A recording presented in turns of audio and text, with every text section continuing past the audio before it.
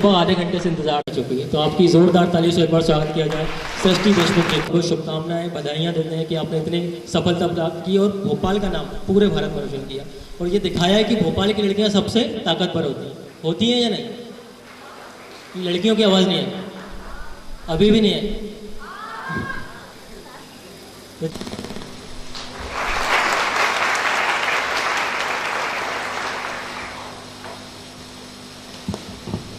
नहीं, आप इनसे अच्छे से वाकिफ हैं, लेकिन फिर भी औपचारिकता के तौर पर मैं आपको इनका, आप भोपाल के कॉर्मल कॉन्वेंट हायर सेकेंडरी स्कूल से पढ़ी हुई हैं।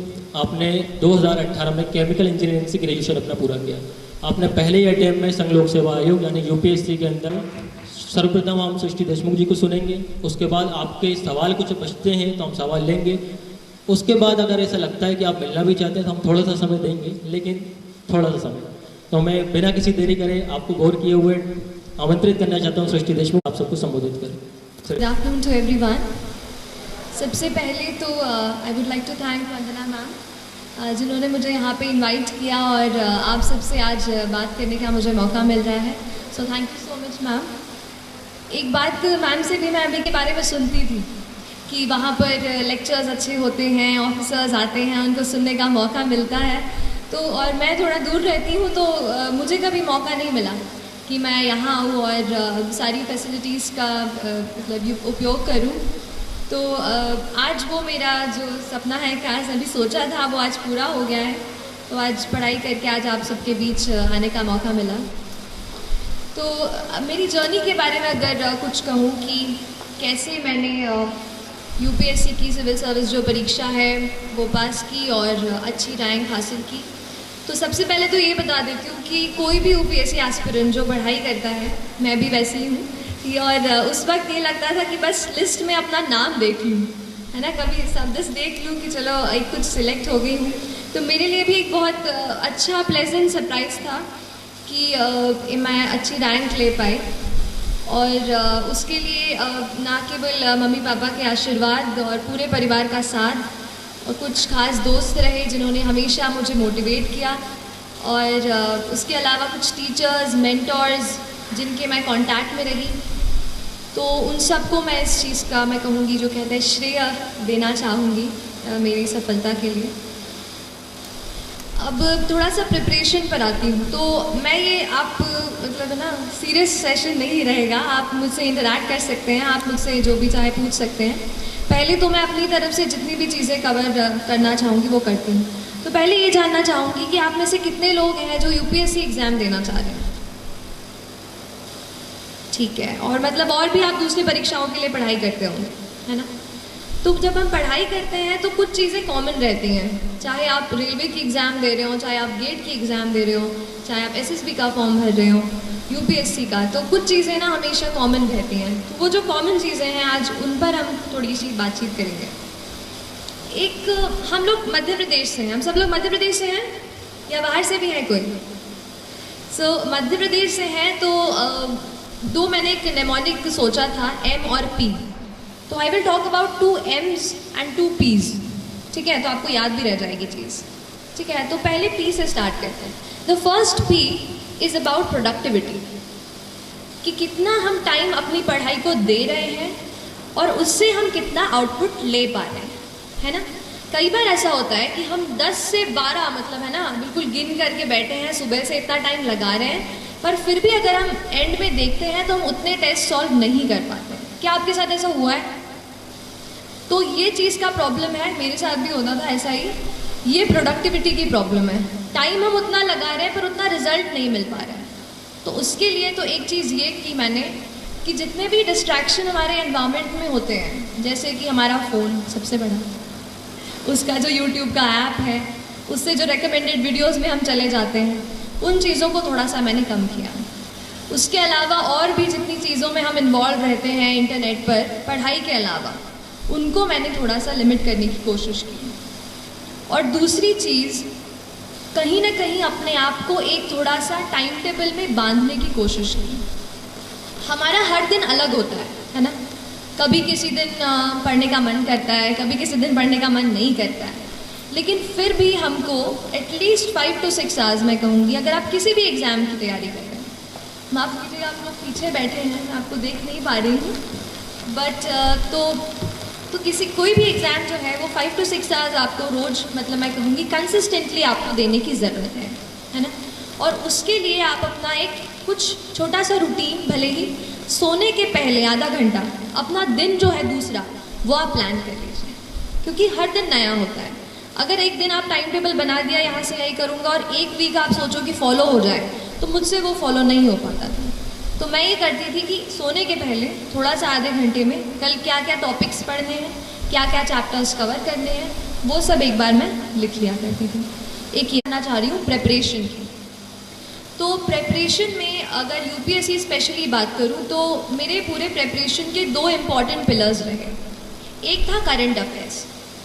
करंट अफेयर्स इसलिए एक इम्पॉर्टेंट पिलर है क्योंकि ज़्यादातर एग्जामिनेशन आप देखेंगे तो बहुत ज़्यादा आजकल ना डायनामिक होती जा रहे हैं, कि वो ये नहीं जानना चाहते कि चलो शाहजहाँ ने बना दिया ताजमहल, वो तो हमें पता है, अब उसके आगे की बात करो। तो अब जो डायनामिज्म एग्ज़ाम में आ रहा है उसके लिए करंट अफेयर्स पे आपकी पकड़ अच्छी होनी चाहिए। और करंट अफेयर्स के लिए मैंने न्यूज़पेपर को जो है सबसे ज़्यादा अच्छे से पढ़ा। पहले इंडियन एक्सप्रेस, मतलब पहले तो द हिंदू पढ़ती थी, फिर जब इंटरव्यू मेरा पास आया तो फिर मैंने द इंडियन एक्सप्रेस भी शुरू किया पढ़ना। और जो भी आप हिंदी माध्यम में अगर कुछ बच्चे दे रहे हो तो आप उस तरीके के न्यूज़पेपर पढ़ सकते हैं, लेकिन न्यूज़पेपर आप हमेशा पढ़ें, क्योंकि न्यूज़पेपर बहुत ज़्यादा अपने आप को चीज़ों को समझने में, हमारे आसपास एनवायरनमेंट में क्या चल रहा है वो पता करने के लिए आपको हेल्प करेगा। करंट अफेयर्स को मैं इसलिए स्ट्रेस कर रही हूँ क्योंकि मैंने ज़्यादातर अपनी प्रेपरेशन करंट अफेयर्स से खींच के की। जैसे कि एक एग्जाम्पल के लिए देख लीजिए कि कहीं आपने पेपर में पढ़ लिया कि कोई एक एनिमल है जो, मतलब जिससे ना पोचिंग, आप पोचिंग समझते हैं, पोचिंग हो रही है उसकी, and you know poachers are being caught, कि पकड़ लिया गया है जो भी इसके शिकार कर रहे हैं, ठीक है। तो या तो हम ऐसा कर लें कि इसका नोट बना लें कि ये एनिमल है, इसका शिकार हो रहा है और पकड़े गए, खत्म। या तो फिर आप एक काम करें, आप देखें कि वो एनिमल कौन सा है, इंटरनेट पे फटाफट गूगल सर्च किया, पता किया उसका IUCN स्टेटस क्या है। IUCN स्टेटस पूछते हैं ना, क्रिटिकली एंडेंजर्ड है कि क्या है, एंडेंजर्ड है, एक्सटिंक्ट हो गया है, क्या है, वो आपने पहले से सर्च कर लिया। फिर आपने देखा कि उस एनिमल वो कहाँ पाया जाता है, कौन से नेशनल पार्क में इट इज़ फाउंड। अच्छा चलिए असम में मिलता है, तो असम में और कौन से नेशनल पार्क्स हैं। मतलब एक पॉइंट पकड़ के न्यूज़पेपर का आपको उसके साइड में जितनी भी चीज़ें हैं वो उसी वक्त कवर कर लेंगे। उससे होगा क्या, उस दिन का आपका एनवायरनमेंट का एक सेक्शन कवर हो जाएगा। ऐसा करके पॉलिटी हो गई, या फिर जो भी हम, जैसे हम साइमल्टेनियस इलेक्शन के बारे में पढ़ते हैं, या फिर और भी प्रेसिडेंशियल पार्लियामेंट इलेक्शंस के बारे में पढ़ते हैं, उनसे रिलेटेड जो भी न्यूज़पेपर में आ रहा है, फिर आप उसकी और डीप में स्टडी कर रहे हैं, है ना। एक ये चीज़। जो दूसरा मेरा प्रिपरेशन का पिलर था वो था टेस्ट्स। देखिए पढ़ते तो हम सब हैं, लेकिन हमें पता कैसे चले कि हमारा स्टैंडर्ड क्या है। देखिए अगर हम अभी आपसे बात कर रहे हैं तो वहाँ कोई दिल्ली में बच्चा बैठा है जो पॉलिटी की लक्ष्मीकांत खोल करके दूसरा पेज पूरा रट रहा होगा, बात सही है।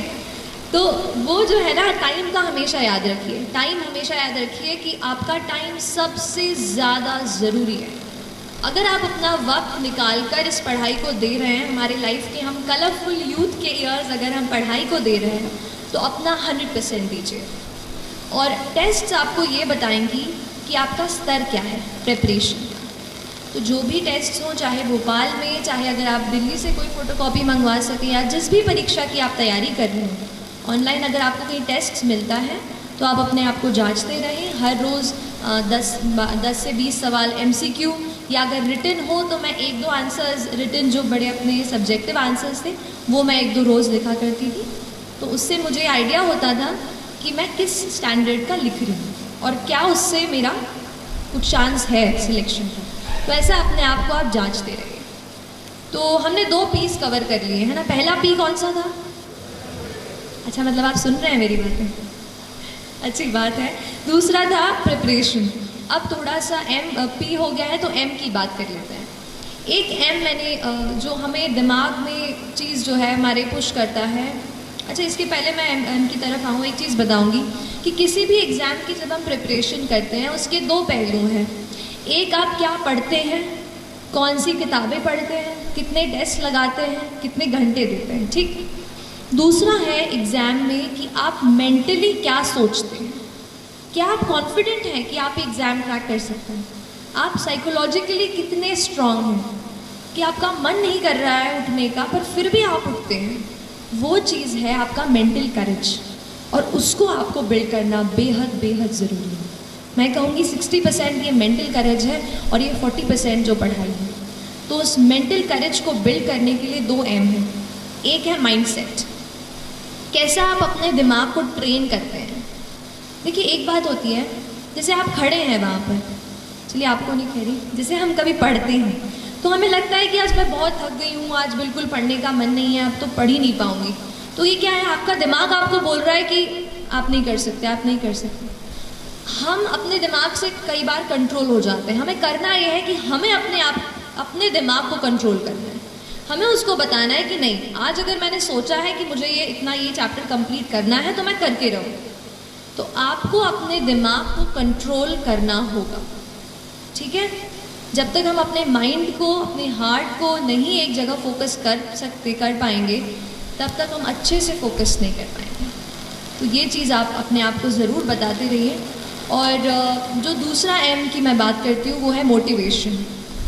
तो कई बार ऐसा पूछते थे, मैं भी जब पढ़ रही थी तो इंटरनेट पे ऐसे यूट्यूब पे सर्च करती थी हाउ टू स्टे मोटिवेटेड। तो लेकिन वो चीज़ मुझे बाद में समझ आई कि बाहर का कोई इंसान मुझे नहीं बता सकता कि how will I stay motivated.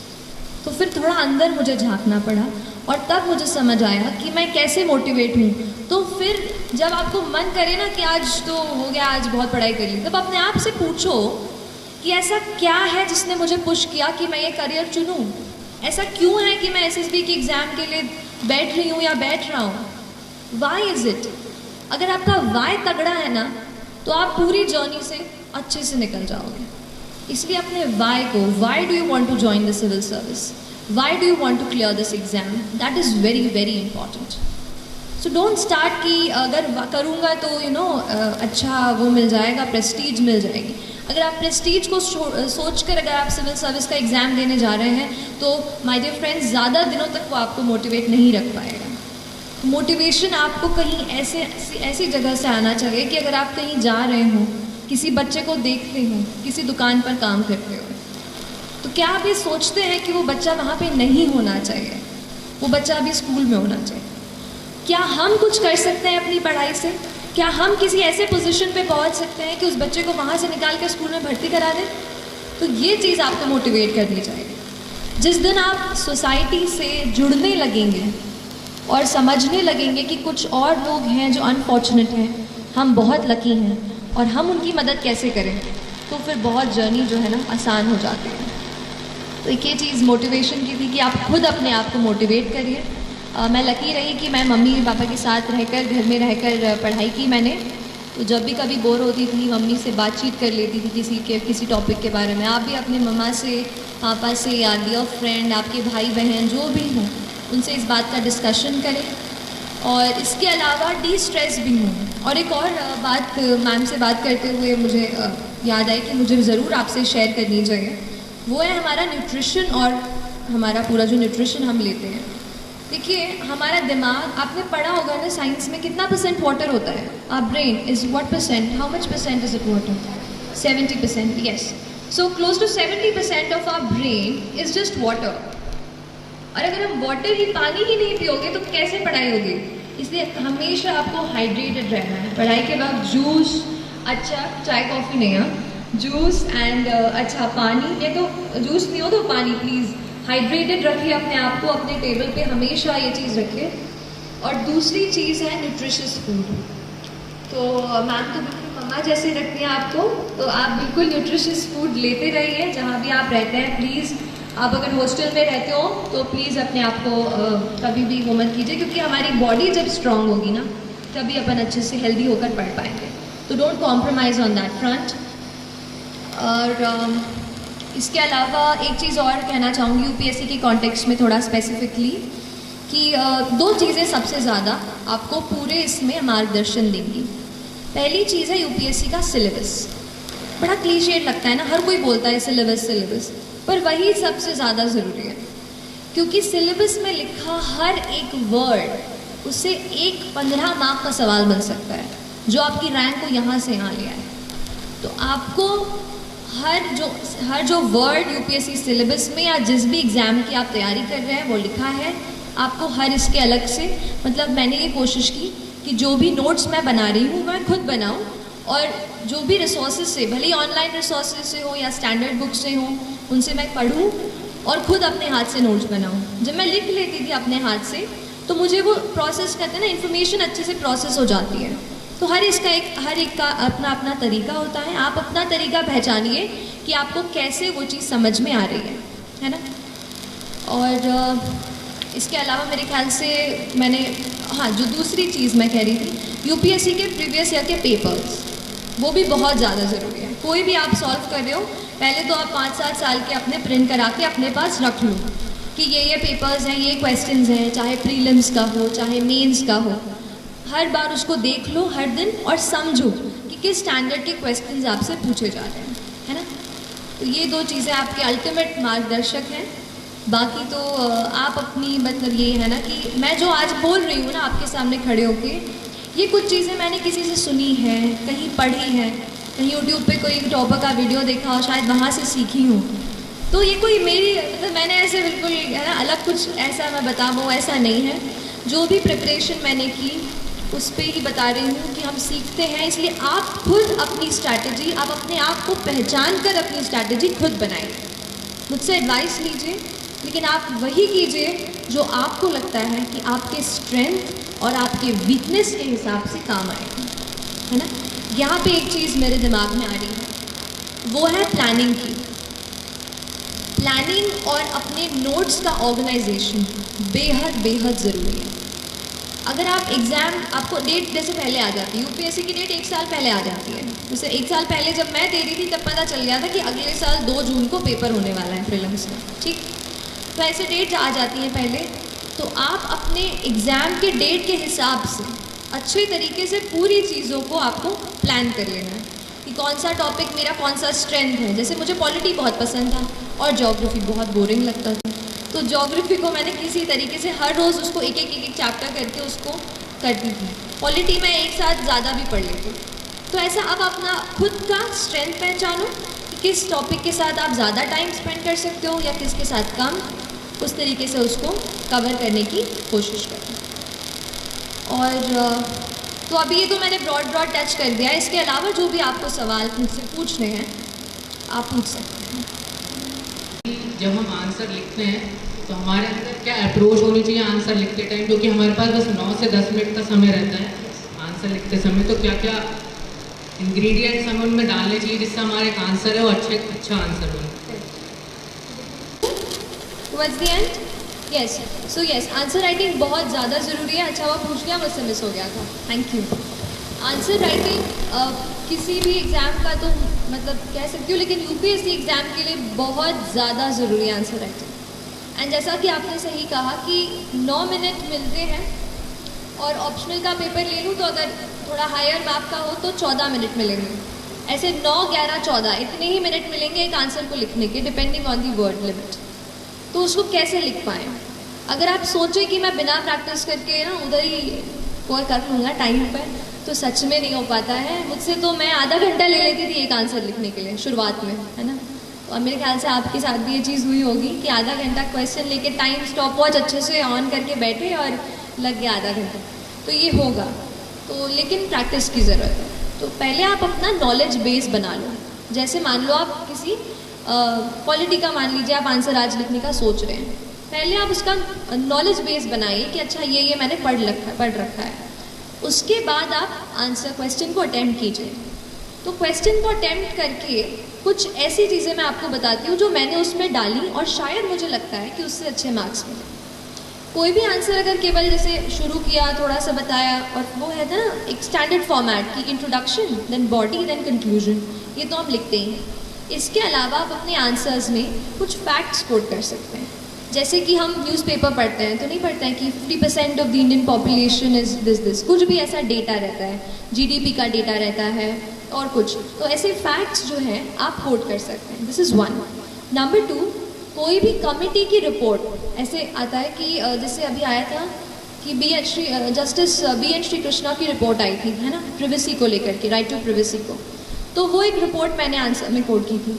तो ऐसे कोई भी रिपोर्ट्स और कमीशंस जो बैठते हैं, जैसे आपने पुंची कमीशन, सरकारिया कमीशन, ARC, इनके बारे में सुना होगा, तो इनकी रिपोर्ट्स को आपको वहाँ पे लिखना है कि इनके हिसाब से ये व्यू पॉइंट है।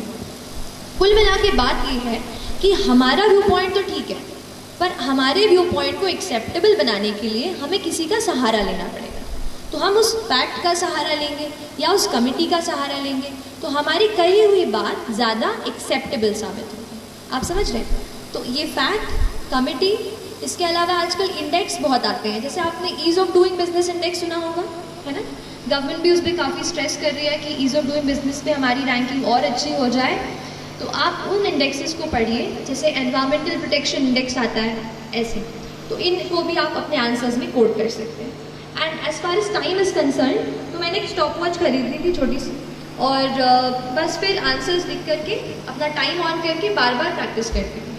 हर रोज़ 1 से 2 आंसर आप लिखो, और अगर आपके पास ऐसे 8 to 9 मंथ्स का टाइम है तो आप उतना डेवलप कर लेते हो स्पीड कि आप उतने टाइम में कर पाओ। बस एक चीज़ और कहूँगी कि आप मॉक टेस्ट ज़रूर दीजिएगा, भले मेंस दे रहे हो या प्रीलिम्स दे रहे हो। मॉक टेस्ट से उस टाइम में कैसे अपने आप को ढालना है वो हम अच्छे से समझ सकते हैं, है ना। और कोई क्वेश्चन? गुड आफ्टरनून मैम, मेरा क्वेश्चन है कि यूपीएससी में जो क्वेश्चन आते हैं, किस तरीके के क्वेश्चन में पैराग्राफ का यूज़ सूटेबल रहेगा, और जो अनुच्छेद पॉइंट वाइज उनमें कैसे कॉम्बिनेशन होना चाहिए या फिर कैसे डिफरेंस? जी ठीक है, आप बैठ जाइए। तो कई बार ऐसा मतलब आता है, हम डाउट होद में रहते हैं कि पैराग्राफ में लिखना है या पॉइंट्स में, बट ये बहुत ही सिंपल सी चीज़ है। It depends on the demand of the question, ठीक है। अगर क्वेश्चन में ऐसा टेल वर्ड आप समझते हैं, एनालाइज, क्रिटिकली एनालाइज, एन्यूमरेट, है ना, ये सब दिया रहता है, एग्जामिन। तो जैसे एन्यूमरेट बोला है, तो एन्यूमरेट मतलब तो नंबर में लिखना है, चलो बात पक्की है। अगर कोई और चीज़ आपको खुद समझनी है, जैसे मैं कभी कभार शुरू ऐसे करती थी, पहले डेफिनेशन लिखती थी, इंट्रोडक्शन उससे शुरू कर दिया, फिर मैं उसको डिवाइड करती थी आंसर को, जैसे social, political, economic, legal, environmental. जैसे कोई आपको मुद्दा दे रहे हैं कि ये चीज़ हो रही है और उसका इम्पैक्ट पूछ रहे हैं, right. So you give the social impact, the economic impact, the cultural impact, legal, environmental, ऐसे करके। सो ऐसे पॉइंट्स भी आप लिख सकते हो। So it depends on the nature of the question, point number 1। Number 2, आपको खुद को उसमें वेराइटी लानी है। अगर आप पूरा आंसर पैराग्राफ में लिख देते हैं, जैसे मेरा ऑप्शनल जो था वो सोशियोलॉजी था, अब सोशियोलॉजी में ज़्यादा स्कोप नहीं है कि आप पॉइंट्स डाल पाओ, है ना, थोड़ा सा थ्योरेटिकल सा सब्जेक्ट है समाजशास्त्र, तो उसमें मैं ज़्यादा पॉइंट्स नहीं डाल पाई। पर जैसे पॉलिटी का पेपर हो गया, इकोनॉमी का पेपर हो गया, इसमें मैं काफ़ी पॉइंट्स में वो किया है। तो आप उसी के बेसिस पे प्रैक्टिस करें और उस तरीके से आप उस क्वेश्चन के हिसाब से डिसाइड करें कॉम्बिनेशन क्या होना चाहिए। ज़रूरी नहीं है पूरा आंसर पैराग्राफ में या पैरा में हो, पैराग्राफ में या पॉइंट्स में हो, दोनों चीज़ें आप मिला सकते हैं। तो और कोई सवाल? आपका जैसे सोशियोलॉजी ऑप्शनल था, तो उसमें जो पेपर 1 है वो थोड़ा स्टैटिक है, बट जो पेपर 2 है वो डायनामिक नेचर का है थोड़ा, तो उसके लिए रिसोर्सेज क्या है और स्ट्रैटेजी क्या रही आपकी? कि मैंने केमिकल इंजीनियरिंग से ग्रेजुएशन किया है, लास्ट ईयर कंप्लीट किया, तो बहुत मन में सवाल थे।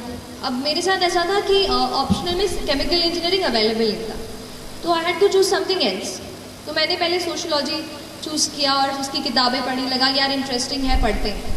अगर बुक लिस्ट पे आऊँ तो मैंने ट्रायल एंड एरर से बुक्स ढूंढी हैं, किसी टॉपर्स ने सजेस्ट की थी, उनकी बुक्स देखी, और फिर कुछ खुद ही मैंने पढ़ के उनके नोट्स बनाए। तो पेपर 1 के लिए तो काफ़ी सारे, जैसे हैरलम्बस एंड हील्ड तो सब पढ़ते हैं, जो ऑरेंज वाली पतली किताब आती है हैरलम्बस एंड हील्ड, वो एक मैंने पढ़ी थी। और अगर पेपर 2 पे आ जाऊँ सीधा, जो आपके क्वेश्चन पे कि काफ़ी डायनामिक है, तो नंबर 1 न्यूज़पेपर्स तो आपको पढ़ना है बहुत तरीके से, क्योंकि न्यूज़पेपर्स में कुछ ऐसी चीज़ें आप पढ़ लेते हैं which you can directly quote in your answers. एक एग्जांपल देती हूँ, जैसे मैंने एक आर्टिकल पढ़ा था एक मैगजीन में, जिसमें लिखा था कि कुछ लड़कियाँ जिससे बॉर्न हो जाती हैं और उनके पेरेंट्स नहीं चाहते कि लड़की बॉर्न हो, तो उसको नपुंसक नाम दिया जाता है। तो ये थोड़ा यूनिक एस्पेक्ट है। तो अगर किसी गर्ल चाइल्ड के बारे में कोई सवाल हो तो आप उसमें एग्जाम्पल दे सकते हैं कि किस तरीके से हमारे कल्चर में एक ऐसा वर्ड अब आ गया है कि if a female child is unwanted उसको हम क्या नाम देंगे। तो ये कितनी अनफॉर्चुनेट चीज़ है। आप इसको कोट कर सकते हैं। तो एक तो न्यूज़पेपर्स, अगर बुक लिस्ट या बुक्स की बात करूँ कि मैंने क्या रेफ़र किया, तो आज मैंने प्रिपरेशन शुरू कर दी थी, बाद में ये बुक मेरे हाथ में आई। इसमें पूरा पेपर 1 और पेपर 2 साथ में दिया हुआ है। नितिन सांगवान सर की किताब है। उसमें वो भी IAS हैं और उन्होंने लिखी है, तो उसमें पेपर 1 पेपर 2 दोनों मिल जाएगा। That's one. मैंने कास्ट के स्पेशल एस्पेक्ट्स को कवर करने के लिए नदीम हसनैन की किताब है। तो नदीम हसनैन की ट्राइब्स वाली नहीं है, sociology, general sociology, Nadeem Hasnain वो। और फिर रूरल सोशोलॉजी के लिए दोषी एंड जैन की किताब आती है, वो आप पढ़ सकते हैं, है ना। ये कुछ है, बाकी अभी तो ऐसा ही है। बाकी आप तन्वी सौंद्रियाल मैम, उनकी बुक लिस्ट आप पढ़ सकते हो, काफ़ी कुछ मैंने उनसे भी सीखा है।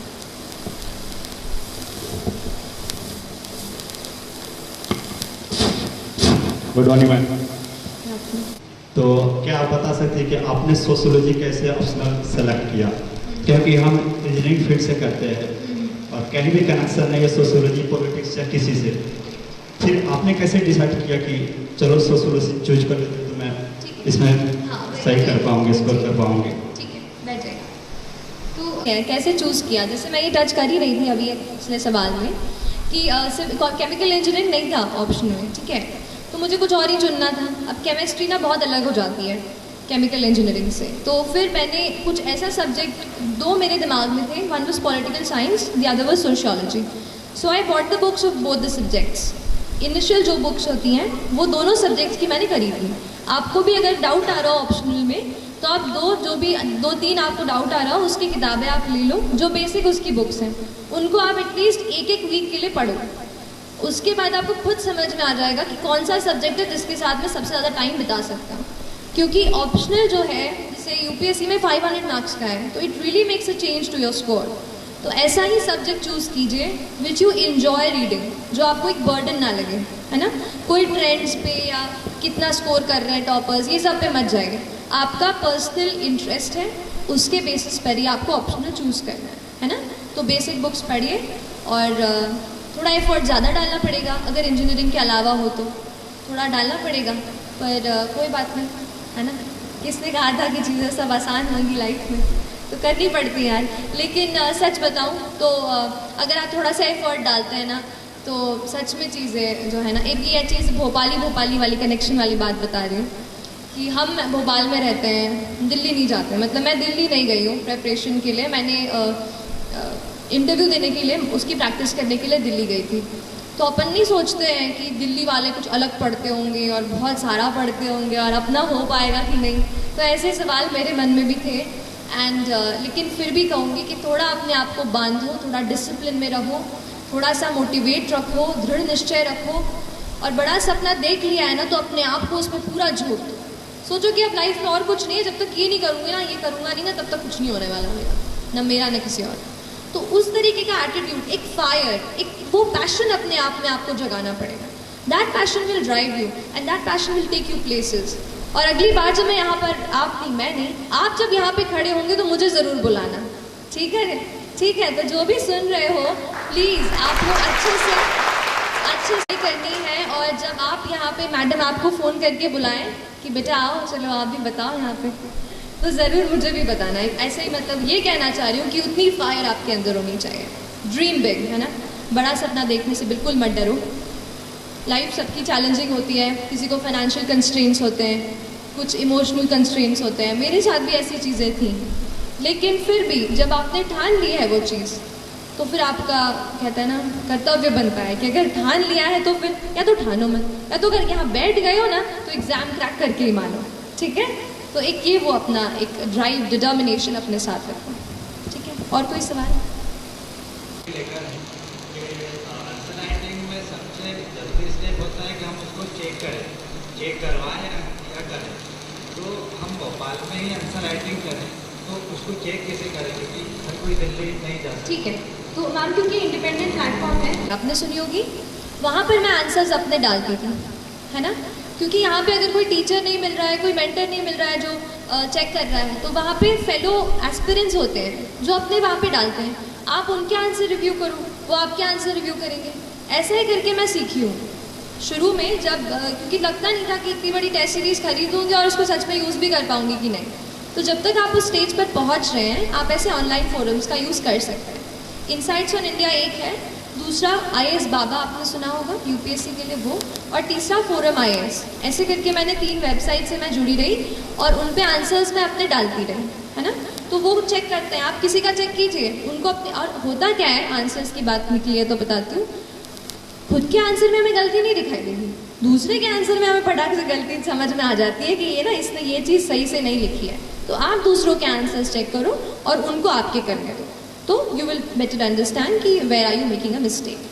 And when you are thorough enough, when you feel कि now this is a moment when I can write time करके टेस्ट, तो फिर आप कोई टेस्ट सीरीज परचेज कर सकते हो डेडी से कोई भी। तो इसका मैं स्कैन करके अपनी कॉपीज उनको भेजती थी, वो चेक करके आपको वापस देते हैं and they write the comments out there, so you know कि what are the mistakes, so you can join that, है ना।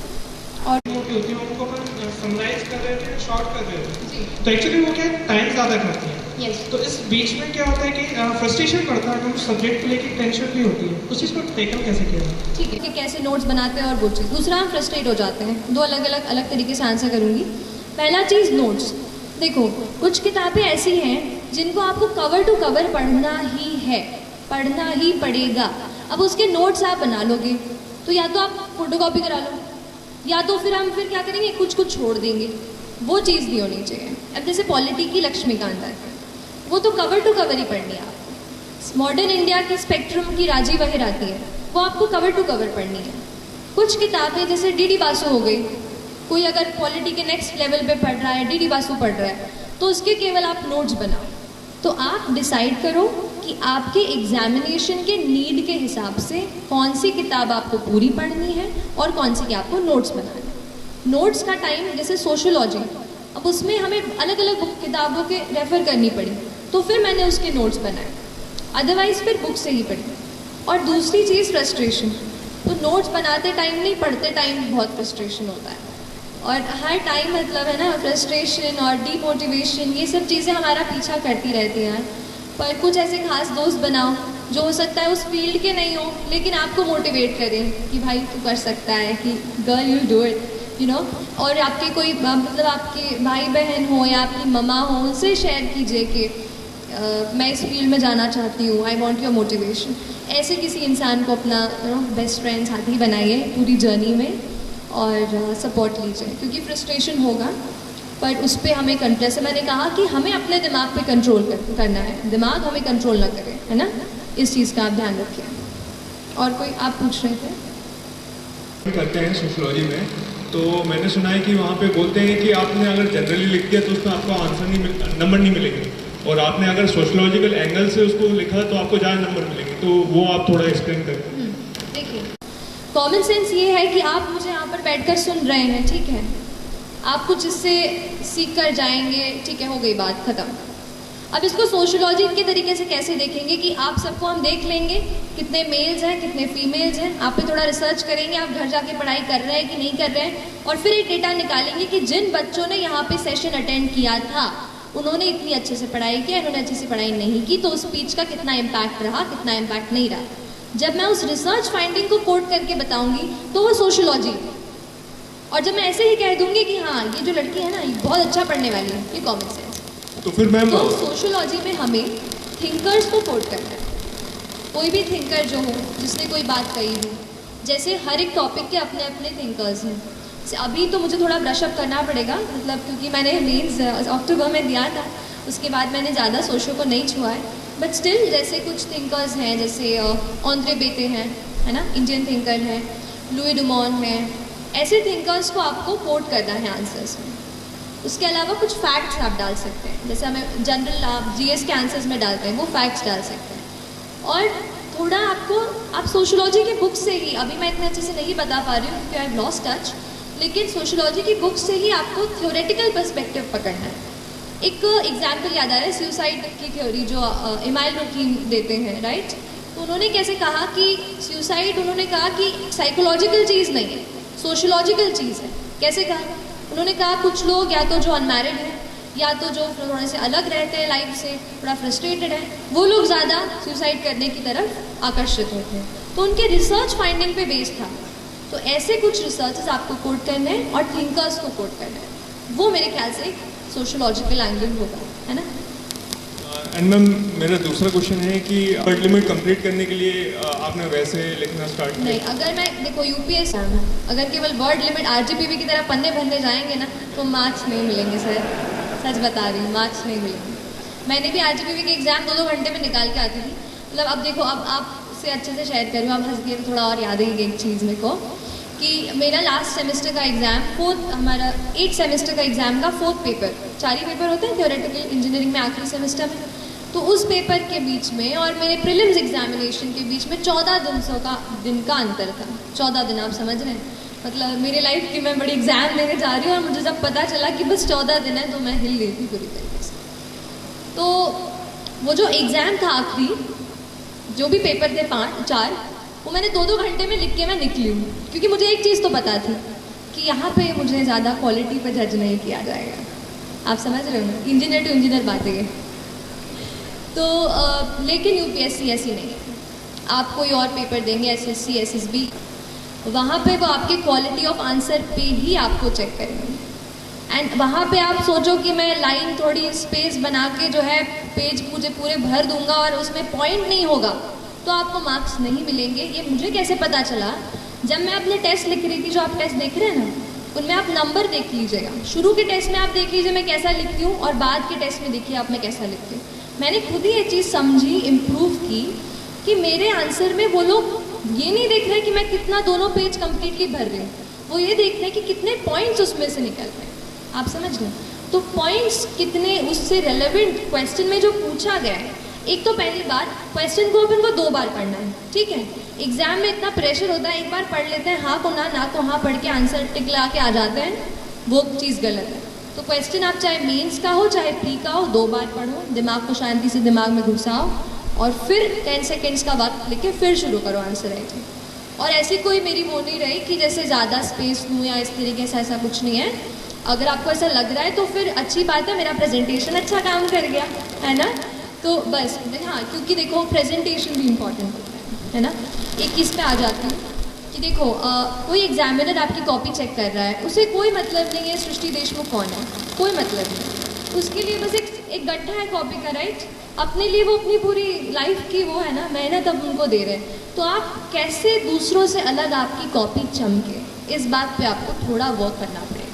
तो आपकी कॉपी प्रेजेंटेबल होनी चाहिए, ऐसा नहीं कि बिल्कुल मोतियों के अक्षर लिखने हैं, ऐसा कुछ नहीं है। नॉर्मल आप हैंड राइटिंग लिखो बट उसको समझ में आ जाए एग्जामिनर को, मतलब उसको चश्मा, अब वो प्रोफेसर्स होंगे उनको ज़्यादा वो ना करना पड़े, दिक्कत ना हो, उनके लिए आसानी हो, ऐसा आंसर लिखो।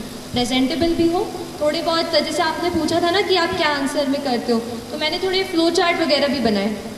मैप मैंने सीखा कि कैसे मैं 10 सेकेंड में इंडिया का मैप बना लूँ, तो वो मुझे एक चीज़ काम आई। जैसे एक क्वेश्चन आया था कि आप रामसर वेटलैंड साइट्स बताइए इंडिया में कौन से हैं, तो इधर मैं लिख देती कि 2 Ramsar wetland sites are Deepor Beel in Assam and Bhojpal lake in Bhopal, ठीक है। मैंने क्या किया, छोटा सा मैंने 10 सेकंड में फटाक से एक मैप बनाया, वहाँ पे असम के साइड पे एक गोला बना के वहाँ लिख दिया दीपोर बिल और इधर लिख दिया भोजपाल लेक। तो उससे क्या हो गया, प्रेजेंटेशन इम्प्रूव हो गया। हो सकता है आधा मार्क मैंने वहाँ एक्स्ट्रा चुरा लिया हो। ऐसे करके आपको अपने आंसर्स को इम्प्रूव करना है और ये प्रैक्टिस से आएगा। मैम जस्ट टू कंफर्म, मैं समराइज करने के लिए, आपने पहला बोला कि सोशोलॉजिकल एंगल में अपने को थिंकर्स को कोट करना है तो उससे ज़्यादा मार्क्स मिलेंगे अपने को, ठीक है।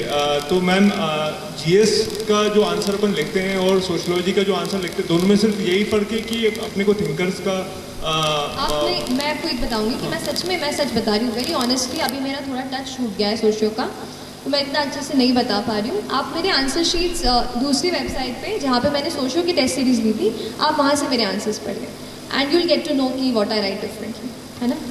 बाकी अब मैं इनको चांस दूँ प्लीज़, है ना, पूछने के लिए। ये कुछ स्पेशल फोकस एरिया जो जिस पे ध्यान दिया जाए ज़्यादा। ठीक है। प्रीलिम मेरे मार्क्स आए, मुझे अभी भी पता चला कि 98 कट ऑफ गया था, वो तो पहले पता चल गया था।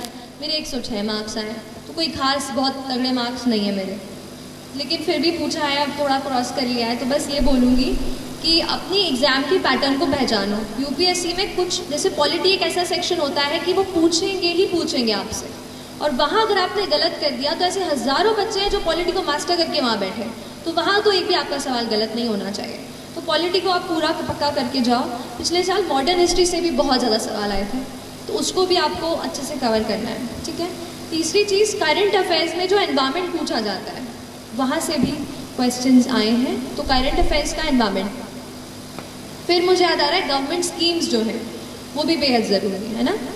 प्रधानमंत्री उज्ज्वला योजना, ये योजना, वो योजना, सारी योजनाओं को लिख लो एक पेज पे कि ये इस मिनिस्ट्री की है, वो उस मिनिस्ट्री की है, और वैसे उसको याद करने की कोशिश करो, है ना। तो ये कुछ इंपॉर्टेंट पॉइंट्स हैं, पॉलिटी और modern history, environment, current affairs. और हाँ, आजकल ना बुद्धिज़्म जैनिज़्म से बहुत सवाल आने लग गए हैं। पिछले साल ही 2 सवाल आ गए, तो अब वो मुझे कहीं नहीं मिला, तो मैंने एग्ज़ाम के एक दिन पहले बस विकीपीडिया का बुद्धिज़्म और जैनिज़्म का पूरा पेज पढ़ लिया। उसी से वो स्थानकवासी मुझे आ गया और एक मैत्रेय करके क्वेश्चन था वो मुझे आ गया। तो ऐसे कुछ आपको खुद ढूंढना पड़ेगा कि कौन सा कहाँ से पूछ रहे हैं, क्योंकि आप गारंटी तो नहीं ले सकते कि एनसीईआरटी पढ़ लिया है तो एनसीईआरटी से सवाल आ ही जाएगा।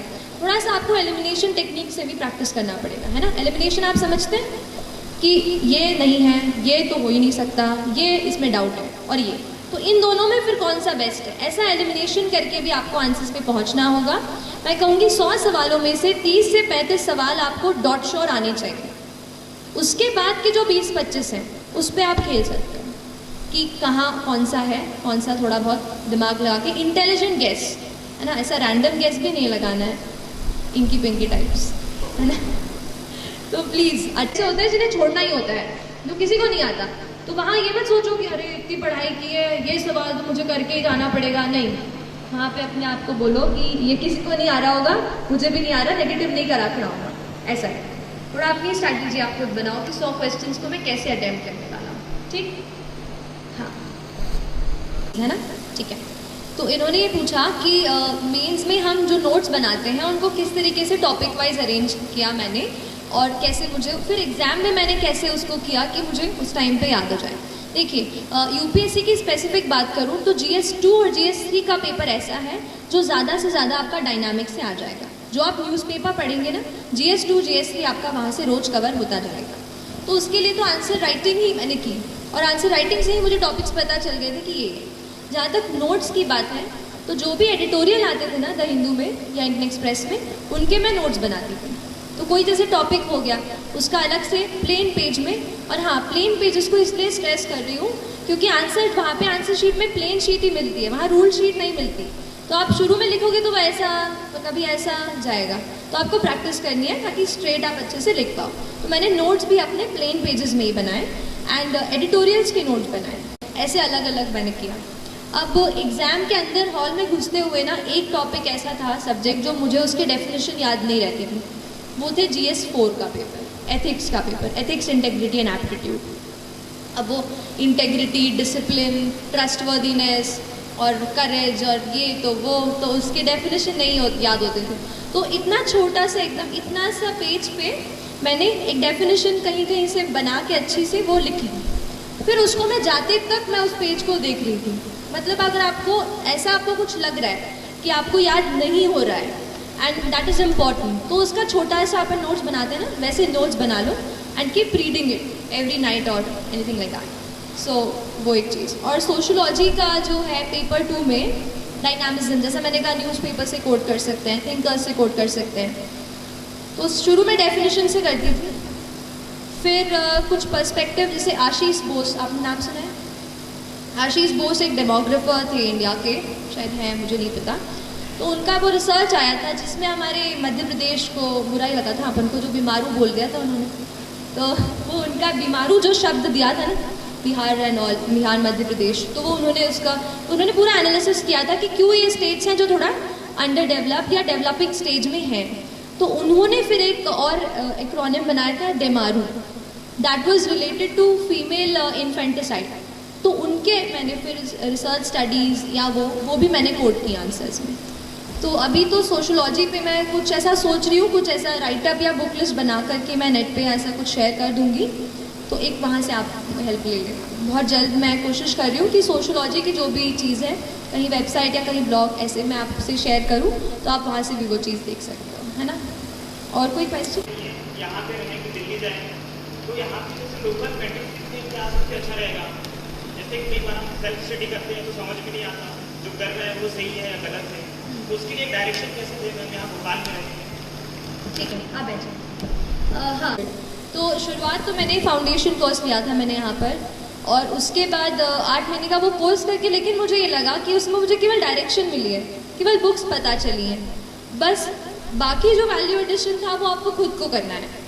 तो इसमें आप ये जो मैंने वेबसाइट्स बताई ना, ये आपको पूरा हर दिन ट्रैक करती रहेंगी। हर दिन आपको डेली करंट अफेयर्स इस पे आएंगे, कहीं आपको इस पे एडिटोरियल के नोट्स आ जाएंगे, कहीं क्वेश्चंस वो डाल देंगे हर रोज़ 5 से 10। तो इस तरीके से आप इनसे जुड़े रहो। दूसरी चीज़, अगर आपको लग रहा है कि कोई टॉपिक आपका वीक है, तो आप ऑनलाइन क्लासेस दिल्ली से जो वेबकास्ट होती हैं उनको आप सब्सक्राइब कर सकते हो, है ना। तो स्पेसिफिक टॉपिक जैसे कोई ज्योग्राफी हो या इकोनॉमी में किसी को दिक्कत हो तो वो कर लो, उससे थोड़ा सा मोटिवेशन आपका बढ़ जाएगा। मतलब आप सोचोगे कि चलो यार ख़रीदा है तो फिर उसको देखना ही पड़ेगा, वो बात आ जाती है थोड़ी सी। तो आप वो कर सकते हो, वहाँ से टेस्ट या फिर क्लासेस आप ज्वाइन कर सकते हो, है ना। और कोई सवाल?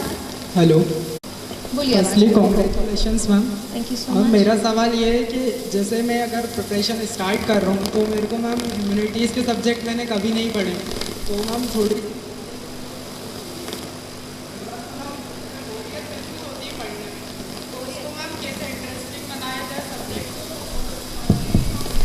तैयारी, तो शुरुआत में प्रिपरेशन से शुरू किया जाए ताकि हम आगे उसमें वर्क कर सकें। ठीक है, तो ह्यूमैनिटीज़ पढ़ना शुरू किया है तो सीधा बुक से शुरू मत करो।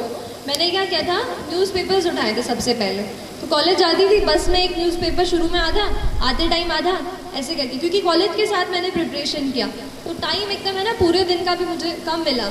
तो मैंने कोशिश की कि जहाँ भी ट्रैवल जैसे कर रहे हैं, हम कई बार ईयरफोन्स लगा लेते हैं, तो अब पढ़ने लगे हैं तो ईयरफोन्स की जगह पे न्यूज़पेपर निकाल लीजिए, ऐसा थोड़ा सा एडजस्टमेंट कीजिए, अपना एनवायरनमेंट चेंज कीजिए पढ़ाई का। ह्यूमैनिटीज़ को स्पेसिफिक लेके जो क्वेश्चन है कि हाँ बोरियत आएगी, मैं भी हिस्ट्री पढ़ते पढ़ते सो जाती थी, और ज्योग्राफी तो आप पूछो ही मत कैसे मैंने पढ़ा है, तो ठीक है, तो ऐसा होगा आपके साथ भी। बट न्यूज़पेपर से शुरू करो, वो चीज़ें आपको इंटरेस्ट दिलाती हैं, ठीक है। जैसे कोई चीज़ आप पढ़ते हो कि ये जो है ना, आज जैसे आज कौन सा डे है बताइए आप मुझे। हाँ, आज वर्ल्ड हेरिटेज डे है, राइट। तो आज वर्ल्ड हेरिटेज डे पे आप यूनेस्को की वेबसाइट पे जाओ, या जो भी यूनाइटेड नेशंस इसको मना रहा है उसकी वेबसाइट पे आप चले जाओ।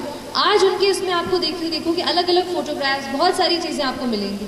सो you can learn the UNESCO world heritage sites आज ही, समझ रहे हो। अपने आप को आपको कहीं ना कहीं इंटरेस्ट डेवलप करना पड़ेगा।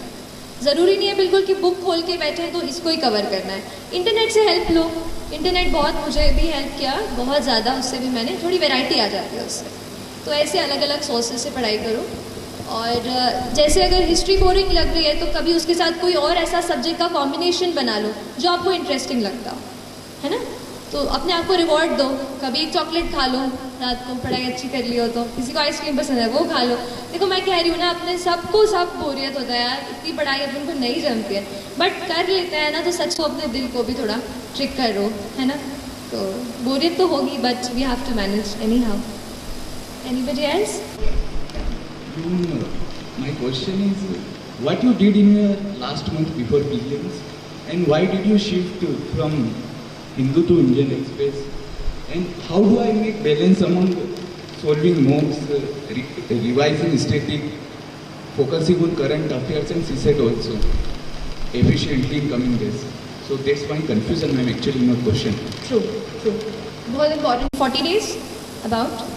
तो you know, इतने टाइम में आप कुछ टेस्ट लगा चुके होंगे, तो उन टेस्ट को आप ये समझो कि वो नेचर ऑफ मिस्टेक जो आप कर रहे हैं वो क्या है। देखो गलतियाँ हम सब करते हैं, मेरे भी 90 मार्क्स ही आया करते थे ऐसे मॉक में इतने दिन पहले, 80, 90, 70, तो मुझे लगा ये 110 का आंकड़ा तो मैं पार नहीं कर पाऊँगी, ऐसा होगा। तो लेकिन आपको क्या करना है, आपकी जो मिस्टेक कहाँ हो रही है उसको आप पकड़ो। अच्छा मिस्टेक कैसे, नॉलेज का गैप है क्या, कहीं कोई चीज़ मैंने कि मुझे 3 में से 1 आ रहा है फिर भी मैं अटेम्प्ट कर रहा हूँ और वो नेगेटिव हो जा रहा है, वो पकड़ो। कभी कभार हम सिली मिस्टेक कर देते हैं, ए का बी का डी मार्क कर देते हैं, तो क्या ऐसी मिस्टेक है? अपने नेचर ऑफ मिस्टेक को एनालाइज करो। और अगर आपको ये लगता है, मेरे साथ ऐसा हुआ था कि मेरा नॉलेज का गैप सामने आ रहा था कि this thing I have not studied, तो उस टाइम पे फिर मैंने पेपर लगाना कम कर दिया और थोड़ा अपनी रीडिंग पे, स्टडिंग पे फिर से फोकस किया। ठीक है, तो आप स्टडिंग पे फिर से जाओ, जो आपका वीक एरिया है, जहाँ आपके क्वेश्चंस गलत हो रहे हैं, आप उसको फोकस करो। और क्या सवाल आपने इसके साथ पूछा था? हाँ ठीक है, न्यूज़पेपर नहीं, तो I just correct myself if you got me wrong. It was only after I had done my mains when I got an interview call, then I started reading one more newspaper. Otherwise, so the Hindu is only thing which you have to read for civil service. Otherwise, आप जो online articles आते हैं, जैसे Live Mint, right, Live Mint पे काफ़ी articles आते हैं। PRS legislative research आपने सुना होगा, वहाँ पे आर्टिकल्स आते हैं, तो वो आप पढ़िए। इंटरव्यू में ये रहता है, थोड़ा सा ओपिनियन आपको ज़्यादा पता होना चाहिए, क्योंकि एक ही ओपिनियन पढ़ेंगे तो उनके सामने मल्टी डिमेंशनल आंसर नहीं बता पाएंगे। इसलिए फिर मैंने आफ्टर इंटरव्यू कॉल फिर मैंने दूसरा पेपर उठाया। बाकी तो एक भी ख़त्म नहीं होता यार पूरा, दूसरा कैसे पढ़ेंगे, है ना। टेस्ट एंड यू फाउंड कि आपकी अभी गलती हो रही है, तो फिर आप स्टडी पे जाओ ना, है ना। बाकी एनीवेज कमिंग टू, जैसे लास्ट मैं कहूँगी 15-20 डेज में आप 1 वॉक पर डे ऐसा करिए, और थोड़ा उसी टाइम में, जैसे पेपर कब है, एडमिट कार्ड आ जाएगा तो पेपर का टाइम पता चल जाएगा, राइट, 9 से 11 है क्या है, तो उसी टाइम में बैठ करके यहाँ पे बॉटल रखी, यहाँ पे वॉच रखी, वैसे ही टाइम में अपने आप को बैठ के प्रैक्टिस करवाओ। ठीक है, क्योंकि गर्मी बहुत होने वाली है 2 जून को, तो अपने आप को उस एनवायरनमेंट में भी ढालना बहुत ज़रूरी है। तो इस प्रकार से कर सकते हो, कभी 1 वॉक पर डे, नहीं तो 50 क्वेश्चंस पर डे, या तो मिक्स लगा लिया कभी, या कभी लग रहा है कि आज मुझे एनवायरनमेंट का रिवीजन करना है तो एनवायरनमेंट के 50 सवाल लगा लिए, ऐसा। It depends totally on you कि आपकी नीड क्या है, आपको नीड पहले अपनी खुद की पहचाननी है ना। और कोई सवाल? और एक ही बार दिए हैं, बट जर्नी से मुझे ये लगा when I was into the process of preparation कि यूपीएससी आपको कोई बायस नहीं रखता है। देखिए, आप समझने की कोशिश कीजिए, पीटी आया, पीटी गया, पीएमटी आया, पीएमटी गया, पर यूपीएससी की जो ऑथेंटिसिटी है, जो उसकी क्रेडिबिलिटी है, वो आज तक मेंटेन है। आज तक जो बच्चे उसमें से सिलेक्ट होते हैं वो आज IAS officers, IPS, all India service, IRS में जाके सर्व कर रहे हैं। तो उस एग्जामिनेशन और उस इंस्टीट्यूशन की जो क्रेडिबिलिटी है वो बेहद हाई है, और वो इसलिए क्योंकि वो कोई बायस नहीं रखते हैं कि हिंदी माध्यम का बच्चा है या तेलुगु माध्यम में लिख रहा है तो उसको हम नहीं वो करेंगे। तो मुझे नहीं लगता कि उस इंस्टीट्यूशन में कोई बायस है। अगर कोई कमी आ रही है, जो मुझे लग रहा है, जिसकी वजह से जैसे हम देखते हैं कि हिंदी माध्यम में जो छात्र दे रहे हैं उनका अगर रेशियो कम है, तो मेरे पर्सनल ओपिनियन में शायद जो है ना मटेरियल का दिक्कत आ रहा है। आजकल इंग्लिश में इंटरनेट पे वेबसाइट्स हैं, सब इंग्लिश में रहती है, तो उनसे, जैसे मैं इंग्लिश मीडियम से थी तो मैं कोई भी वेबसाइट पे जो भी मटेरियल हो उसको मैं एक्सेस कर पा रही थी। पर शायद अगर कोई हिंदी माध्यम का छात्र है उसके लिए शायद मटेरियल की दिक्कत आ रही है। लेकिन मेरे ज्ञान में आया है कि कुछ कोचिंग्स ऐसी हैं या कुछ जैसे वेबसाइट्स हैं जो हिंदी में ही मटेरियल प्रोवाइड करते हैं।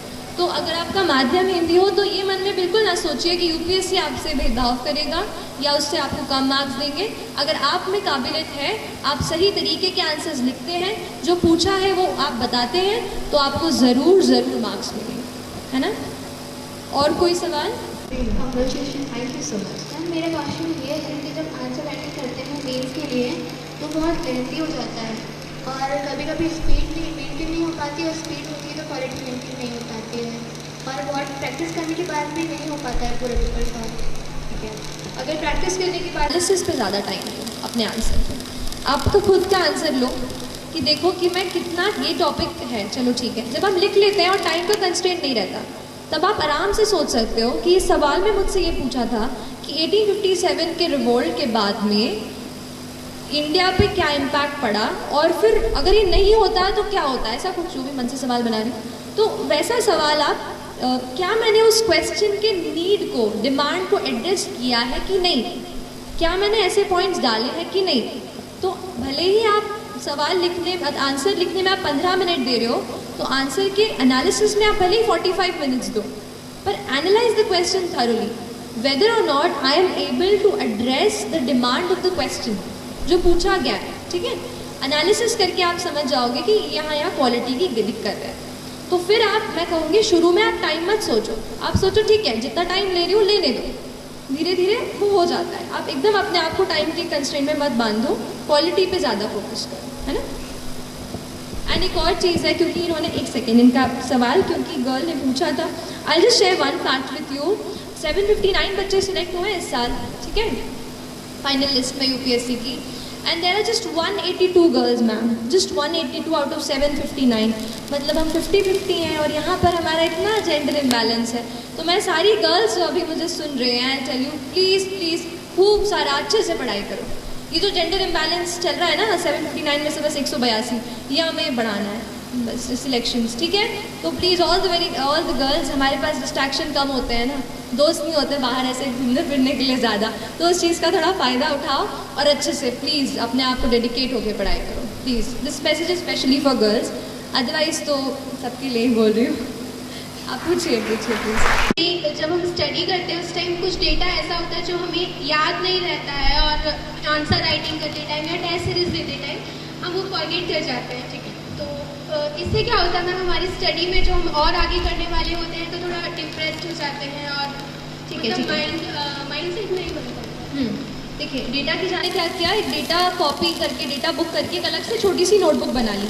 तो जो भी मुझे डेटा जहाँ भी मिलता था सब कुछ मैं उसमें नोट कर ली। जब एक चीज़ एक जगह पे एक वो सारी कैटेगरी की चीज़ एक साथ आ जाती है ना, तो याद करना आसान हो जाता है। तो जो भी कहीं आप डेटा पढ़ रहे हो उसको आप अलग से लिख लो, और जब आप नया डेटा उसमें ऐड करोगे तो पुराना वाला देख लो कि पहले मैंने क्या लिखा था। ऐसे ही करके रोज़ रोज़ जब आप उसमें भरते जाओगे उसको, तो पुराना भी देखते चलो, ऐसे रिवाइज करते चलो, है ना। अपने दिमाग को हमें ट्रेन करना है, उससे सारे कचरा जो है ना वो निकालना है, और काम की चीज़ हमें उसमें डालनी है जो हमें वहाँ पे 2 या 3 घंटे में याद आनी चाहिए, ठीक है। तो ऐसा धीरे धीरे करके ट्रेन होगा माइंड आपका। तो एग्जामिनर का हमसे क्या एक्सपेक्टेशन होता है कि जब वो कोई क्वेश्चन पूछ रहे हैं तो उसका हमारे क्या क्या फैक्ट होने चाहिए हमारे उस बात पे कि हम हमारी पूरी बात उनके सामने रिप्रेजेंट कर सकें। ठीक है, ठीक है, आप बैठ जाओ। बोलूँ एक चीज़ बोलूँगी कि इंटरव्यू बहुत ज़्यादा हाइप्ड है चीज़। आपको मेरा स्कोर कुछ 1068 रहा और उसमें से केवल मेरे 173, मतलब एक बहुत कम रेशियो है जो इंटरव्यू के मार्क्स हैं। तो मैं ही कहूँगी जब तक आप उस स्टेज पे पहुँचोगे ना कि जब आप इंटरव्यू दे रहे हैं तब आप इतना पढ़ लेते हो कि आप दूसरे का इंटरव्यू ले लोगे, ठीक है।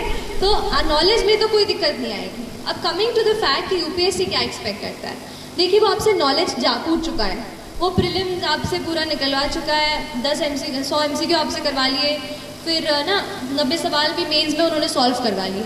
अब उन्हें आपके नॉलेज से इतनी वो नहीं है, डाउट्स नहीं है। अब वो आपको देखकर ये समझना चाहते हैं कि क्या ये कैंडिडेट इज़ ही और शी फिट, कि हम इसको इतनी रिस्पॉन्सिबिलिटी दे पाएँ, क्या इसमें वो इतना पेशेंस है, क्या वो अपने आप को एक्सप्रेस कर पा रहे हैं।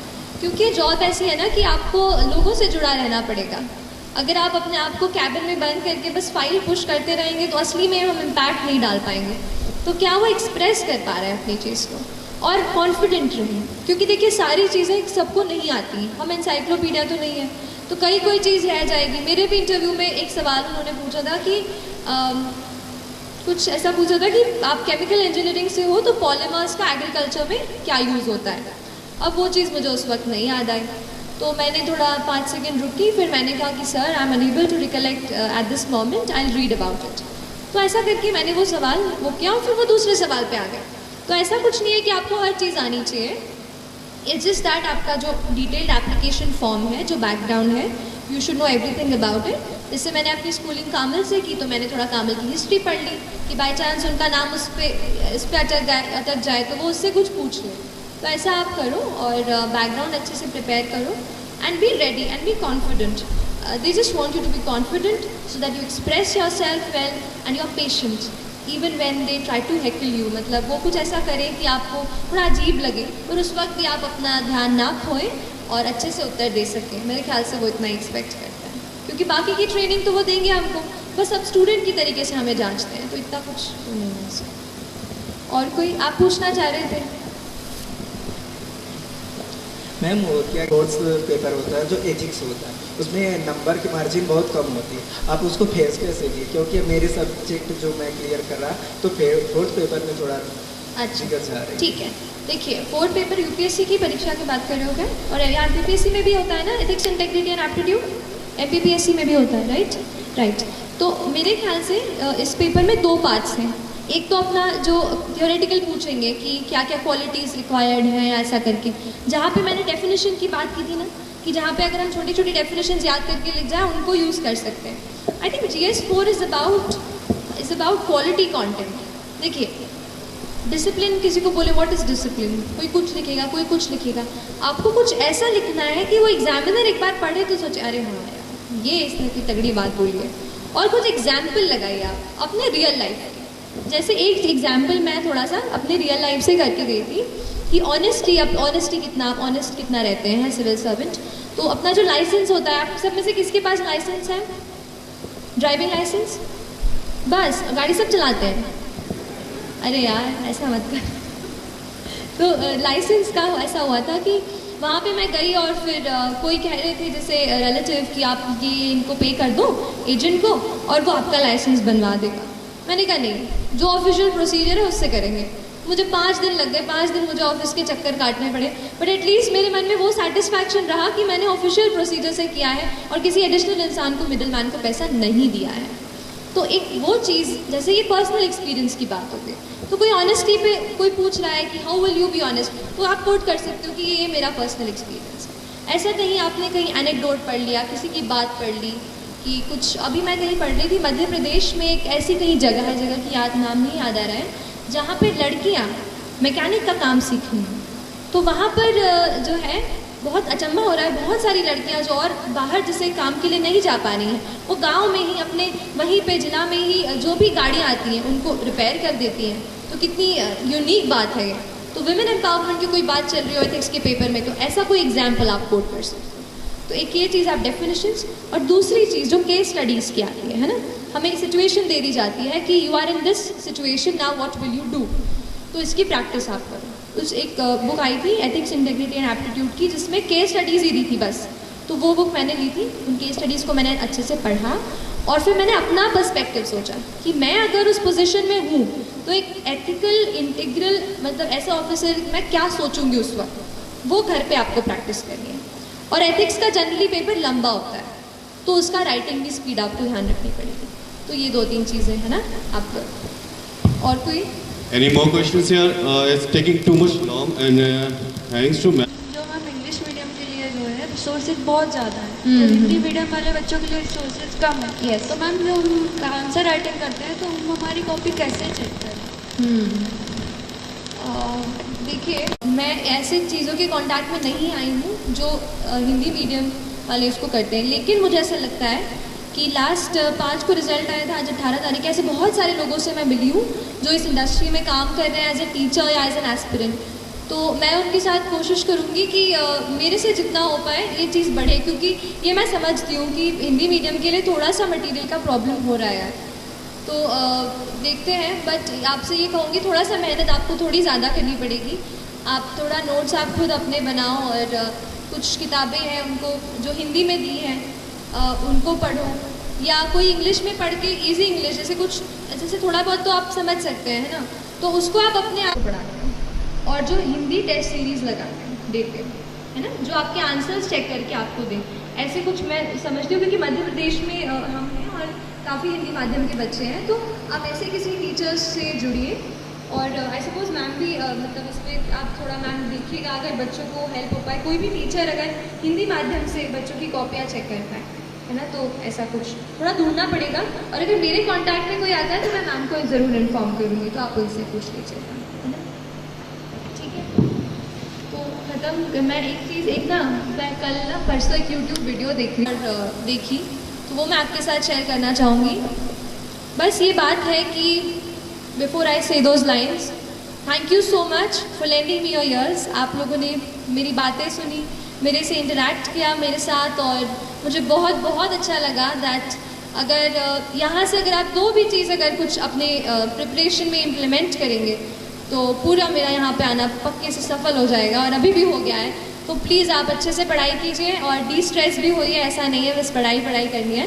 थोड़ा सा आप अपने दोस्तों के साथ मूवी भी देखिए, कभी फन टाइम भी इंजॉय कीजिए। लेकिन अगर आपने फोकस बनाया है, अगर you have decided that this is something that you have to do in your life, so I tell you there is nothing more powerful in this universe than a human being with a purpose. You know, if हम एक human being हैं, we are a ball of energy. अगर हम ये decide कर लें that we have a purpose in mind, then nobody can stop us. Believe in this thought. मैं यहाँ पे बिल्कुल वो चीज़ फॉलो करके आपके सामने खड़ी हूँ, and you can be here as well, है ना. तो please believe in yourself, don't get demotivated. If you get, फिर से अपने आप को ट्रैक पे ले आओ. और एक दो चार लाइन ही है कि डर मुझे भी लगता था फासला देखकर, डर मुझे भी लगता था फासला देखकर, पर मैं बढ़ता गया रास्ता देखकर. डर मुझे भी लगता था फासला देखकर, पर मैं बढ़ता गया रास्ता देखकर. खुद ब खुद मेरे नज़दीक आती गई, खुद ब खुद मेरे नज़दीक आती गई मेरी मंजिल मेरा हौसला देखकर, मेरी मंजिल मेरा हौसला देखकर. तो आप अपना हौसला बुलंद कीजिए, बड़ा सपना देखिए. बड़ा सपना देखने से डरिए मत, लेकिन जितना बड़ा आपने सपना देखा है उतनी ही बड़ी मेहनत करेंगे तो आप यहाँ आएंगे और फिर मुझे ज़रूर बुलाएंगे, है ना. चलिए, thank you so much for your time and I will take care. कैसा महसूस कर रहे हैं आप सब? एक इस प्रोग्राम को थोड़ा हम अलग बनाने की कोशिश करें, क्योंकि हर कोई आता है, लेक्चर देता है, संघर्ष कर लेना, मेहनत कर लेना, वो तो सबको पता है. आप यूट्यूब भी देखते हैं और यहाँ दिन भर बैठकर 12 घंटे पढ़ते भी हैं, कुछ रात को 11 बजे यहाँ से भगाने पर भी नहीं भागते. लेकिन इस प्रोग्राम में हम ये चाहते थे कि आपको जो प्रॉब्लम आ रही है वो डायरेक्टली आप पूछो, जो भी हो. आपने पूछा भी, बहुत अच्छा लगा हमें. आपका सृष्टि देशमुख जी, आपका बहुत बहुत धन्यवाद करते हैं कि पहली बार ऐसा प्रोग्राम हुआ है कि इतने सारे सवाल का जवाब यहाँ पूछा गया और आपने सभी का जवाब, ऐसा कोई भी नहीं बचा है. तो मैं औपचारिक रूप से एक क्वेश्चन था, कुछ पूछ रहे थे, हमें फ़ोटो लेना था, तो आप फ़ोटो के लिए घबराएं मत. हम वीडियो शूट हो रहा है, इस पूरे प्रोग्राम की वीडियो भी हमारे फेसबुक ग्रुप पर आपको मिल जाएगी, उसकी लिंक मिल जाएगी. आप फ़ोटो चाहते हैं तो आपका एक प्रूफ फ़ोटो आप सबका करवाए जाएंगे. लेकिन उससे पहले मैं डॉक्टर वंदना शर्मा मैम को बुलाना चाहूँगा कि औपचारिक रूप से वो धन्यवाद दें. रूप से यहाँ औपचारिकता कहीं रही नहीं है. ऐसा लग रहा है सृष्टि हमारे साथ रही है हमेशा. और अब सृष्टि के ये सेशन के बाद मुझे देश के जो दूसरे बच्चे यूपीएससी में एग्ज़ाम दे रहे हैं उनके लिए ज़्यादा शुभकामनाएं देना पड़ेंगी, ऐसा लग रहा है. क्योंकि यहीं के बच्चे अगर सब सिलेक्ट हो गए तो उन लोगों को शुभकामनाएं देना ही हमारी ड्यूटी बनती है कि हम उन लोगों को भी शुभकामनाएं दें. और सृष्टि यहाँ आई, अपना महत्वपूर्ण समय दिया और आप लोगों के लिए इतना सोचा उन्होंने कि जैसे ही मैंने उनसे रिक्वेस्ट किया कि भाई हमारे बच्चे आपसे मिलना चाहेंगे और उन्हें मार्गदर्शन मिलेगा, तो सृष्टि बहुत सहजता से तैयार हुई. तो इनके आने की, इनकी सहमति के साथ ही मुझे हरिवंश राय बच्चन की एक पंक्ति याद आई कि अनगिनत राही गए इस राह से उनका पता क्या, पर कुछ गए छोड़ पैरों की निशानी. यह निशानी मूक होकर भी बहुत कुछ बोलती है, खोल इसका अर्थ पंथी पंथ का अनुमान कर ले. तो आपने अपने पंथ का अनुमान थोड़ा लगा लिया होगा. और इस सेशन के बाद आप एक दो बहुत ही महत्वपूर्ण बात मैं यहाँ बताना चाह रही हूँ कि बहुत सारे बच्चे तैयारी करते हैं यूपीएससी की, और वो जो प्रिस्क्राइब बुक्स हैं उनसे पढ़ते हैं, केवल उन्हीं को पढ़ते हैं, अच्छी तैयारी करते हैं. उन्हें बता दिया जाता है कि ये बुक इससे पढ़ो, ये बहुत अच्छी बुक्स है, इसमें बहुत अच्छे पॉइंट्स हैं. लेकिन क्या होता है कि उत्तर सब लोग लिखते हैं, सबके सही उत्तर होते हैं, लेकिन सबका सिलेक्शन नहीं हो पाता, क्योंकि सिलेक्शन उन्हीं का होता है जो थोड़ा सा हट करके लिखता है. और हट करके वो इसलिए लिखता है कि जैसे सबसे पहले सृष्टि ने एक बात कही थी, और मुझे वहीं से सृष्टि की सफलता का अंदाज हो गया. उन्होंने ये कहा था कि यदि आप यूपीएससी देना चाहते हैं, इसलिए कि एक प्रेस्टिजियस जॉब है, ये सम्मान है, अधिकार है, यश है, धन है, सब कुछ है. लेकिन यदि एक उद्देश्य हमने ये बना लिया कि हमें इसलिए बनना है कि जैसे हमने किसी गरीब बच्चों को देखा कि ऐसे बच्चों को सबको पढ़ना मिल जाए, मतलब जितना ज़्यादा आपकी पढ़ाई का संबंध आपके प्रेस्टिजियस लाइफ से न होकर के समाज की चिंता को लेकर के होगा, उतनी चिंता आपकी बढ़ेगी, उतना चिंतन बढ़ेगा, आपका लिखने का स्टाइल बनेगा, क्योंकि आप अपने लिए नहीं सोच रहे हैं, आप सोच रहे हैं किसी एक खास समस्या को लेकर के, अपने देश की चिंता को लेकर के, देश के किसी ऐसी बात को लेकर के। बहुत बार हम सुनते हैं कि बहुत साधारण परिवार में पड़ी हुई बच्ची, चाहे वो उसके पिता टांगे चलाने वाले हैं या कोई एक बहुत ही गरीब कृषक है, उनके बच्चे यूपीएससी में इन्होंने अच्छा रैंक मिला उन्हें। इसका कारण ये नहीं है कि उन्होंने बहुत पुस्तकें घोंट डाली होगी, इसलिए कि वो जिस परिवेश में रही है उस परिवेश को लेकर के चिंतित रही होंगी, या वो बच्चे चिंतित रहे होंगे, और उस चिंता ने उनको चिंतन दिया होगा, और इस चिंतन ने उनको लगन दी होगी, और लगन से उन्होंने परिश्रम किया होगा, और परिश्रम से उन्हें सफलता मिली होगी। तो हम अपने लिए न करें, केवल ये ध्यान दें कि हमें यूपीएससी क्लियर इसलिए करना है कि हम बड़े अधिकारी बनेंगे, तो ऐसा सोच करके बहुत बच्चे एग्ज़ाम देते हैं। लेकिन सफलता उन बच्चों को मिलती है जो अपने साथ साथ एक चिंता को लेकर के चलते, एक चिंतन को लेकर के चलते, एक समाज से जुड़े हुए होने का, समाज से कोई कुछ देने के भाव को लेकर के जो लोग जुड़ते हैं, उनकी सफलता निश्चित है, तय है। क्योंकि वो जब लिखते हैं तो उनके लेखन में जरूर दूसरे बच्चों से अंतर होता होगा, और उनका लेखन उनसे दूसरों से श्रेष्ठ रहा होगा। तो इस बात को भी आप ध्यान में रखिए। आप सबकी सफलता बिल्कुल आपके इरादों पर टिकी हुई है। जैसे दुष्यंत कुमार की पंक्ति है ना कि यह पहाड़ी पाँव क्या चढ़ते, इरादों ने चढ़िए, कल दरीचे ही बनेंगे द्वार, अब तो पथ यही है। तो एक ही पथ बनाएं, आपके दरीचे दरवाजे बन जाएंगे, आपको सफलता निश्चित मिलेगी।